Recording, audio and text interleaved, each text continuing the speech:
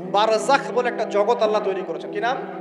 বারজাখ। এই জগৎটা হচ্ছে আমাদের দুনিয়ার জগৎ আর জান্নাত জাহান্নামের যে কিয়ামতের দিন এর মাঝখানের একটা জায়গা। এখানে ইল্লিন আর সিজ্জিন দুটো স্তর আছে। একটা নাম ইল্লিন, একটা সিজ্জিন। এই দুনিয়ার নেককার মানুষ যারা, তাদের আত্মাগুলোকে আল্লাহ পাক এই যে ইল্লিনে নিয়ে গিয়ে রেখে দেন। আর দুনিয়াতে যারা পাপী পাপাচারী, তাদের আত্মাগুলোকে আল্লাহ পাক সিজ্জিনে রেখে দেন। এই যে কবরের যে আযাব, যে আমরা একটা কথা বলি, এটা আযাব বলতে রুহের আযাব। কিসের আযাব? রুহ। দেহ তো আপনার নাই ওখানে, দেহ আছে? দেহ তো পচে গেছে, গলে গেছে। তাহলে আযাবটা কিসের? রুহের। বুঝাচ্ছি, আমি এই পড়াশোনাটা করেছি ইমাম গাজ্জালী রাহিমাহুল্লাহর বই থেকে। এত গভীর লেখা, ধরতে গেলেও মনে হয় যে একটা লাইন 10 বার পড়তে হচ্ছে। একটা এক্সাম্পল দিয়ে তিনি বোঝাচ্ছেন এভাবে। তিনি বলছেন এটা একটা উদাহরণ মাত্র, এটাই প্রকৃত ব্যাখ্যা না, একটা উদাহরণ মাত্র। বোঝানোর চেষ্টা করছেন তিনি এভাবে যে আমরা যখন ঘুমাই, অনেকে ভালো স্বপ্ন দেখেন না? ভালো স্বপ্ন দেখে আপনার কাছে ভালো লাগছে, খুব মজা লাগছে না? স্বপ্নের মধ্যে আপনি কি ভালো ফিল করছেন? মাশাআল্লাহ, ভালো লাগছে, উঠছেন ফিরছেন খাচ্ছেন। যখন কোনো খুব ভালো আপনি একটা স্বপ্ন দেখেন, আপনার কিন্তু ভালো লাগে। আপনি স্বপ্নে ঘুমন্ত অবস্থাতেই আপনি স্বপ্নে বাস্তবের ফিলিংস পাচ্ছেন, এমন হয় না? আল্লাহ পাক যদি আপনাকে স্বপ্নের মধ্যে রেখে দেন, ধরেন 1 বছর, 1.5 বছর, 2 বছর, তার মানে 1-2 বছর আপনি স্বপ্নের মধ্যেই বাস্তবের ভালো লাগার ফিলিংসটা পেতে থাকবেন, কিন্তু আপনি ঘুমিয়ে আছেন। বাইরে থেকে আমি আপনাকে দেখছি যে আপনি ঘুমিয়ে আছেন, আপনি ঘুমন্ত অবস্থাতেও ভালো স্বপ্ন দেখেই ভালো ফিল করছেন।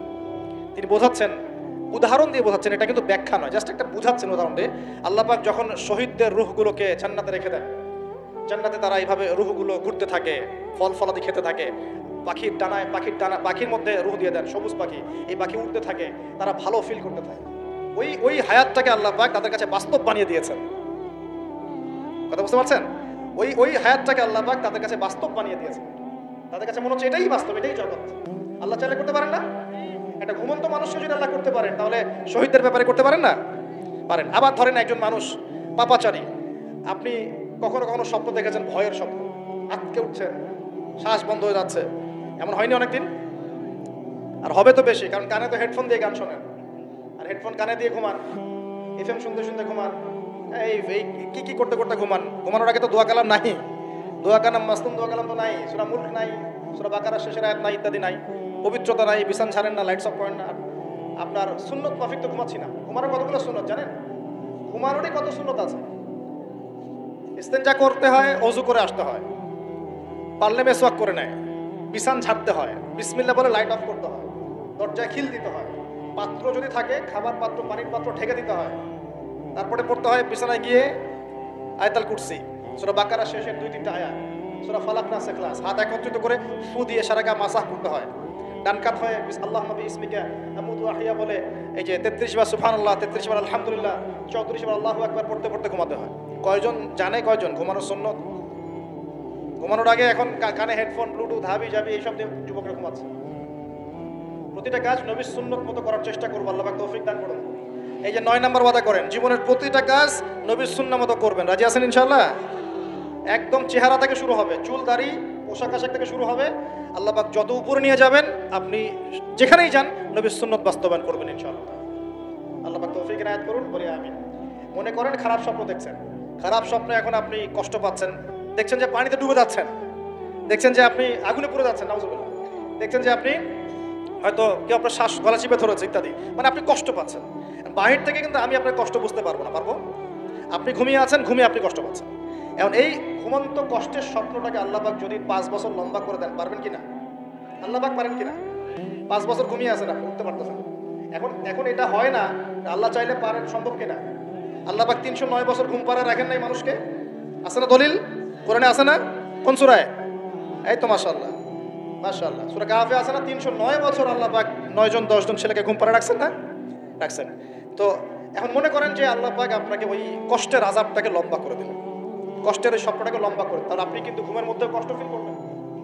এখন কবরে যদি আল্লাহ পাক বারজাখের জীবনে সিজ্জিনে কিছু আত্মাকে রেখে আত্মাগুলোকে আযাব দেন, এবং ওইটাকেই যদি তাদের কাছে বাস্তব ফিল দিয়ে দেন, তাহলে কি তার আযাব পাবে না? অনেক ব্যাখ্যা আছে, যেগুলো নিয়ে আলাদা লেকচার দেওয়া লাগবে। এতটুকু বোঝেন যে আল্লাহ পাক ইন্নাল্লাহা আলা কুল্লি শাইইন কাদির, আল্লাহ পাক প্রতিটা বিষয় সম্পর্কে ক্ষমতাবান। আল্লাহ পাকের হাতেই সব ক্ষমতা, আল্লাহ সব করতে পারেন। যে আল্লাহ পাক আমাকে শ্বাস নেয়ার ক্ষমতা দিচ্ছেন, নিঃশ্বাস নিচ্ছি, একটা নিঃশ্বাসের দাম কি অন্য কেউ দিতে পারবে? যে আল্লাহ পাক এনভায়রনমেন্ট বায়ুমণ্ডলের মধ্যে নাইট্রোজেন গ্যাস দিয়ে দিয়েছেন, এই গ্যাস কি কে দিয়ে, অন্য কেউ দিয়েছে? যে আল্লাহ পাক শ্বাস নেওয়ার জায়গা দিয়েছেন, আমাদের হার্ট পাম্প করছে, জন্মের সময় থেকে পাম্প করছে, এখন পর্যন্ত থামে নাই। একদিন 1 মিনিটের জন্য থেমে গেলেই শেষ। এটা কে চালু করে রেখেছে? যে আল্লাহ এত কিছু করতে পারেন, সেই আল্লাহর পক্ষে নবী সাল্লাল্লাহু আলাইহি ওয়াসাল্লামকে তার কাছে নিয়ে যাওয়া, এই আযাবগুলো দেখানো এমন কঠিন কিছু? এগুলো নিয়েও এখন মানুষ প্রশ্ন করে। তো এখানে নবীজি অনেকগুলো শাস্তি দেখেছেন, তার মধ্যে একই পাপের কারণে তিনটা শাস্তি দেখেছেন। কয়টা ভাই? এই সেই বিখ্যাত পাপের নামটাই হচ্ছে সুদ। কি নাম সেই পাপের? একবার দেখেছেন কিছু লোককে রক্তের নদীতে ফেলে দিয়ে মাথা ফাটিয়ে দেওয়া হচ্ছে। জিজ্ঞাসা করলেন এরা কারা? জিবরাইল আলাইহিস সালাম বলছেন এরা আপনার উম্মতের সেই সব ব্যক্তি যারা সুদ করছিল। রক্তের নদী কেন? কারণ রক্ত চুষে খাইতো তারা মানুষ। মাথা কেন ফাটাই দেওয়া হচ্ছে? কারণ এই মাথা দিয়ে বলেছিল ইন্নামাল বাইউ মিসলু রিবা, ব্যবসা সুদ একই জিনিস। এই শয়তানি মাথা থেকে বের হয়েছে, এই কারণে মাথা ফাটিয়ে দেওয়া হচ্ছে। আর একটা শাস্তি দেখেছেন, তারা পাথর খাচ্ছে, পাথর, বড় বড় পাথর খাচ্ছে, পিছনের রাস্তা দিয়ে পাথর বের হয়ে যাচ্ছে। জিজ্ঞাসা করলেন কাদের কি কারণে শাস্তি দেওয়া হচ্ছে? জিবরাইল আলাইহিস সালাম বললেন এটাও সুদের কারণে। 3 নাম্বারটা দেখেছেন তিনি, যে কিছু মানুষ শুয়ে আছে আর এই পেটটা, এই বাড়ি, আমাদের বাড়ি যেমন উঁচু, বাড়ির মতো উঁচু হয়ে আছে পেটটা, আর পেটের ভিতরে অজগরের মতো বড় বড় সাপ কিলবিল কিলবিল করছে। এই 3টা শাস্তি তিনি দেখেছেন। দেখে জিবরাইল আলাইহিস সালামকে বলছেন এই 3টা শাস্তি কি কারণে? 3টার ক্ষেত্রেই জিবরাইল আলাইহিস সালাম বলেছেন সুদের কারণে, সুদের কারণে, সুদের কারণে। আল্লাহ পাক আমাদেরকে হেফাজত করুন। 10 নাম্বার নিয়াত, আমরা সবাই হালাল খাওয়ার চেষ্টা করবো ইনশাআল্লাহ। আমরা হারামের দিকে যাবো না ইনশাআল্লাহ। হালাল রিজিক আল্লাহ যতটুকু দিবেন এতটুকু তো সন্তুষ্ট থাকবো ইনশাআল্লাহ। এবং যদি আমি সামর্থ্যবান হই, ধনী হতে আল্লাহ পাক নিষেধ করেন নাই, ধনী হতে আল্লাহ নিষেধ করেন নাই, ব্যবসা করতে নিষেধ করেন নাই, ধন সম্পদ আল্লাহ পাক অর্জন করতেও নিষেধ করেন নাই, কিন্তু দুনিয়ার পূজা করতে আল্লাহ নিষেধ করেছে, দুনিয়ার মোহে ডুবে যেতে আল্লাহ নিষেধ করেছে। সম্পদ ওসমান রাদিয়াল্লাহু আনহুরও ছিল, সেই সম্পদ তিনি তার প্রয়োজনে যতটুকু লাগতো এতটুকু ব্যয় করতেন, বাকিটা আল্লাহর রাস্তায় ব্যয় করতেন। ওসমান রাদিয়াল্লাহু আনহুর মতো ধনী হতে কোনো সমস্যা আছে? আপত্তি আছে? একটা আমল তার জীবনী থেকে পাওয়া যায়, এটা পড়ে আমার কাছে এত মানে নিজেকে এত ছোট মনে হচ্ছে, কাশ যদি এই আমলটা আমি করতে পারতাম। বলে দেব, চেষ্টা করছি যে করার, আপনারাও করার চেষ্টা করেন। ওসমান রাদিয়াল্লাহু আনহু ধনী ছিলেন কিনা, নবীর কাছে গিয়ে বলছেন যে আমার ধন সম্পদ খুব বেশি বাড়ছে, ইয়া রাসূলুল্লাহ আপনি সম্পদ একটু কমানোর দোয়া করেন তো আমার জন্য। চিন্তা করা যায় মানুষ এমন দোয়া কেউ করবে এই যুগে? আচ্ছা, নবী সাল্লাল্লাহু আলাইহি ওয়াসাল্লাম বললেন তুমি উটের পিঠে, গাধার পিঠে খাওয়া দাওয়া করো, ঠিক আছে, খাওয়া দাওয়া করো। তো তিনি খাওয়া দাওয়া করেন। এখন কয়দিন পরে, কয়দিন বলতে কতদিন আল্লাহ ভালো জানেন, তিনি এসে বলছেন ইয়া রাসূলুল্লাহ আমার তো সম্পদ আরো আগের চেয়ে বাড়তেছে, দেখি আপনি কি দোয়া করলেন? সম্পদ আরো বাড়া শুরু করেছে। তখন তিনি বলছেন যে তুমি যখন খাও তখন তোমার হাত থেকে যদি খাবার পড়ে যায় তুমি কি করো? তখন তিনি বলেছেন আমি, আমার হাত থেকে খাবার যদি পড়ে যায়, একটা দানাও যদি পড়ে যায়, আমি উটের পিঠ থেকে নেমে সেই খাবারটাকে তুলে পরিষ্কার করে তারপর খাই। ওসমান রাদিয়াল্লাহু আনহু এত ধনী মানুষ, তিনি প্রতিবেলায় 100 মানুষকে খাওয়াতে পারেন, কোনো সমস্যা নাই। তিনি একাই তাবুকের যুদ্ধে 30,000 সৈন্যের দায়িত্ব নিয়েছেন। 30,000 সৈন্য 3 মাস যাবে, যাত্রা বিরতি করবে, খাবে দাবে, তাদের ঘোড়া অস্ত্রশস্ত্র সব দায়িত্ব একজন ব্যক্তি বহন করেছেন, ওসমান রাদিয়াল্লাহু আনহু। কত বড় ধনী আপনি চিন্তা করেন। উনার মতো ধনী কোনো পররাষ্ট্রমন্ত্রীও নাই পৃথিবীতে, এখন কোনো বিশ্ব নেতাও নাই উনার মতো ধনী, এখন কেউই নাই। আর উনি কিন্তু তার এই ধন সম্পদ সুদের মধ্য দিয়ে অর্জন করেন নাই, তার ধন সম্পদ দুর্নীতির মধ্য দিয়ে অর্জন করেন নাই। তার ধন সম্পদ তিনি কিন্তু এই যে অন্যের সম্পদ অন্যায়ভাবে দখল করে অর্জন করেন, তিনি সম্পদ অর্জন করেছেন বৈধ পন্থায়, হালাল ব্যবসা করেছেন। ব্যবসা করেছেন নাকি না? এই যে আমল, নবীজি বলছেন যে তোমার আমল যদি এমনই হয় তাহলে তোমাকে আল্লাহ পাক সম্পদ দিবে না, কাকে সম্পদ দিবে? মানে তুমি আল্লাহ পাকের যে সম্পদ রিজিকের যে শুকরিয়া আদায় করো, কৃতজ্ঞতা প্রকাশ করো যে আল্লাহ আমাকে ভালোবেসে রিজিকটা দিয়েছেন, আমার হাত থেকে পড়ে গেছে, আমি তুলে খাই। এই যে আল্লাহ পাকের নেয়ামতের প্রতি তোমার যে শ্রদ্ধা, সম্মান, এর শুকরিয়া স্বরূপে আল্লাহ পাক তোমাকে এরকম সচ্ছল বানাই দিয়েছেন, আর তো কিছু করার নাই। তো উসমান রাদিয়াল্লাহু আনহুর মতো ধনী হতে কোনো সমস্যা আছে? তিনি কৃপণ ছিলেন না, তিনি আল্লাহ পাকের নেয়ামতের শুকরগুজার ছিলেন। ভুল ব্যাখ্যা নেবেন না, তিনি আল্লাহ পাকের নেয়ামতের শুকরগুজার ছিলেন। আমরা আল্লাহ পাকের নেয়ামতের শুকরিয়া আদায় করবো ইনশাআল্লাহ, এবং যা রিজিক আল্লাহ আমাদেরকে দিয়েছেন এতে সন্তুষ্ট থাকবো ইনশাআল্লাহ, এবং হালালভাবে চলার চেষ্টা করব। আল্লাহ পাক আমাদেরকে ধন দিলে সেই ধন সম্পদ যতটুকু আমার পরিবারের জন্য প্রয়োজন, বাড়তিগুলো আমরা আল্লাহর পথে দান সাদাকা করবো ইনশাআল্লাহ। আল্লাহ পাক আমাদের সবাইকে আল্লাহর রাস্তায় দান করার তৌফিক এনায়েত করুন, আমিন। শেষ করার আগে আমি এই হাদিসটা ফিনিশিং দিয়ে শেষ করছি। 3টা গিফটের প্রথমটা দেয়া হয়েছে 5 ওয়াক্ত নামাজ। এই উম্মতের যে কোনো ব্যক্তি যদি 5 ওয়াক্ত নামাজ পড়ে 50 ওয়াক্ত নামাজের নেকি পাবে ইনশাআল্লাহ। আমরা কি নিয়াত করতে পারি না ভাই যে আমরা 5 ওয়াক্ত নামাজ পড়বো ইনশাআল্লাহ? যে কোনো অবস্থায় নামাজ পড়বো ইনশাআল্লাহ। যদি দাঁড়াতে না পারেন কি করবেন? বসে পড়বেন। বসেও পড়তে পারছেন না কি করবেন? শুয়েও পড়তে পারছেন না কি করবেন? পারা যাবে তো ইনশাআল্লাহ।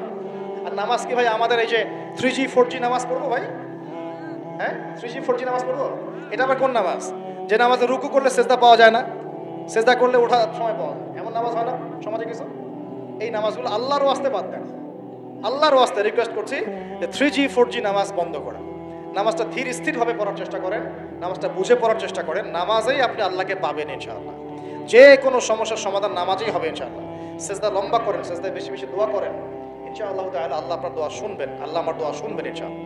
আর রমজান মাসে নিয়াত করি ইনশাআল্লাহ, রমজান মাসে আমরা সবাই জামাতে তারাবি পড়বো ইনশাআল্লাহ। যত ব্যস্ততা থাকুক তারাবির সময়টা দেওয়ার চেষ্টা করবো ইনশাআল্লাহ। আর চেষ্টা করবেন খতম তারাবি পড়ার জন্য, কোনো সমস্যা নেই, খতম তারাবি পড়ারই চেষ্টা করবেন। তবে আমি কারি সাহেবদের, হাফেজ ভাইদেরকে রিকোয়েস্ট করবো যে তেলাওয়াতটা একটু ধীরে করার চেষ্টা করবেন, যাতে আয়াত বাই আয়াত বোঝা যায়। অনেক জোরে পড়তে থাকলে অনেক সময় ধরাই যায় না যে আয়াতটা কি পড়া হচ্ছে। কোরআন তো বুঝতে হবে, অ্যাবজর্ব করতে হবে। যদি প্রয়োজনে দেখা যায় সময় বেশি লাগছে, লাগুক না। রমজান তো ইবাদতেরই মৌসুম। আমাদের রমজান মাসে আল্লাহর ইবাদত করা ছাড়া এর চেয়ে গুরুত্বপূর্ণ আর কাজ কি আছে? আছে? সেই ব্যক্তি ধ্বংস হোক। নবীজি বলেছেন যে ব্যক্তি রমজান মাসকে পেয়েছে, রমজান মাস পেয়েও আল্লাহর ইবাদত করে তার গুনাহ মাফ করাতে পারে নাই, সেই হতভাগা ধ্বংস হয়ে যাক। নাউজুবিল্লাহ। আল্লাহ পাক আমাদের সবাইকে রমজানে বেশি বেশি ইবাদত করার তৌফিক দান করুন। নবী সাল্লাল্লাহু আলাইহি ওয়াসাল্লাম মেরাজ রাতে দ্বিতীয় হাদিয়া নিয়ে আসলেন, সূরা বাকারার শেষের 3টা আয়াত। কয়টা আয়াত ভাই? কয়জনের মুখস্থ আছে? আলহামদুলিল্লাহ। নেকিটা বলি, ফজিলতটা বলি। আপনি যদি রাতের বেলা সূরা বাকারার শেষের 2টা বা 3টা আয়াত পড়েন, সারা রাত তাহাজ্জুদের নামাজ পড়েন, নেকি পাবেন ইনশাআল্লাহ। সারা রাত তাহাজ্জুদ পড়াটা কষ্টের না? কষ্টের কি না? সবাই কি পারে? পারে না। এখন শুধু যদি ঘুমানোর আগে, আপনি আজকে রাত্রে ঘুমানোর আগেই জাস্ট আপনি পড়বেন এই যে লিল্লাহি মা ফিস সামাওয়াতি ওয়া মা ফিল আরদ, এখান থেকে নিয়ে ফানসুরনা আলাল কওমিল কাফিরিন পর্যন্ত, অথবা আমানা রাসূলু বিমা উনজিলা ইলাইক, এখান থেকে নিয়ে ফানসুরনা আলাল কওমিল কাফিরিন, শেষে 2টা বা 3টা পড়তে বললে বেশি ভালো। এই 3টা আয়াত যদি পড়ে ফেলেন, পড়ে ঘুমিয়ে যান, ঘুমন্ত অবস্থাতেও তাহাজ্জুদের নেকি পাচ্ছেন। আল্লাহ পাক দিন সহজ করে দিয়েছে, একটু আগ্রহ করে আমল করলেই হয়। আল্লাহ পাক তৌফিক এনায়েত করুন বলি আমিন। আর তৃতীয় হাদিয়া নবী সাল্লাল্লাহু আলাইহি ওয়াসাল্লামকে আল্লাহ পাক দিয়েছেন, এটা একটু মনোযোগ দিয়ে শোনেন। এই কথাটা ভুলে যায় না। আজকের লেকচারে যদি সব কথাও ভুলে যান, এই কথাটা ভুলেন না। আল্লাহ পাক তার নবীকে বলছেন, হে মুহাম্মদ বলেন সাল্লাল্লাহু আলাইহি ওয়াসাল্লাম, তোমার উম্মতের কোনো ব্যক্তি যদি আকাশ জমিন, পুরো আকাশ জমিন সমান গোনা নিয়ে আমার সামনে দাঁড়ায় কিয়ামতের মাঠে, তোমার উম্মতের যে কোনো ব্যক্তি, নর নারী, যুবক যুবতী, যেই হোক না কেন, সাদা কালো, ধনী গরিব, হুএভার হি ইজ, তোমার উম্মতের যে কোনো ব্যক্তি আসমান জমিন সমান গোনা নিয়েও যদি আমার সামনে দাঁড়ায়, কিন্তু তার আমল নামার মধ্যে শিরিকের কোনো পাপ নাই। কোন পাপ নাই? শিরিক তো বুঝি ভাই, আল্লাহর সাথে অংশীদার সাব্যস্ত করা। কিতাবুত তাওহীদ বইটা পড়ে নিয়ে, তো এখানে সব দেয়া আছে। শিরকের পাপ নাই, আসমান জমিন সমান পাপ দিয়ে ভর্তি। আমি আল্লাহ তার সামনে আসমান জমিন সমান ক্ষমা দয়া নিয়ে হাজির হব ইনশাআল্লাহ। মানে আল্লাহ পাক তাকে মাফ করে দিবেন ইনশাআল্লাহ। খালি শিরকের পাপ না করলেই আল্লাহ মাফ করবেন। এখন শিরকের পাপ কিন্তু অহরহ হচ্ছে। চিন্তায় শিরক হচ্ছে, কথায় শিরক হচ্ছে, কাজ করতে গিয়ে শিরক হচ্ছে। শিরক সম্পর্কে বিস্তারিত আলোচনা করেছি, অনলাইনে সার্চ দিয়ে দেখে নিন। শিরক কি ও কেন, ডিটেলস কত রকম শিরক হচ্ছে বলা হয়েছে।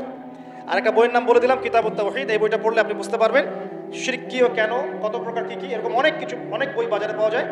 পড়লেই দেখবেন কত রকম শিরক আমরা এখন করছি। আল্লাহ পাক আমাদের সবাইকে শিরক মুক্ত আমল করার তৌফিক দান।